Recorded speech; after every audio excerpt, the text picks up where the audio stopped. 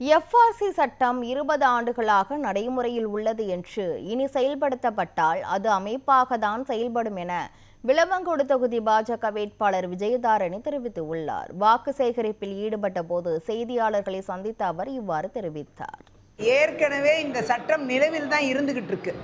நீங்க சொல்லக்கூடிய இந்த சட்டம் ஏற்கனவே வெளிநாடுகளிலிருந்து நிதிகள் யார் பெற்றாலும் எந்த வழியில் பெற்றாலும் ஏற்கனவே அந்த கடந்த 20 ஆண்டு காலமாக இது நிலவில் இருக்கக்கூடிய ஒரு சட்டம். இது புதியதாக வரக்கூடிய ஒன்றும் இல்லை.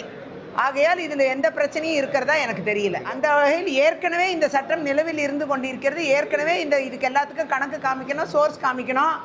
அது சிறுபான்மை ஃபண்டாக இருக்கட்டும், பெரும்பான்மை ஃபண்டாக இருக்கட்டும், எந்த ஃபண்டு ஃபாரின்லேருந்து வந்தாலும் இங்கே கணக்கு காமிக்கணுங்கிறது நம்ம சட்டத்தில் இன்கம் டேக்ஸில் இருக்கிற ஒரு விஷயமாக தான் இருக்குது.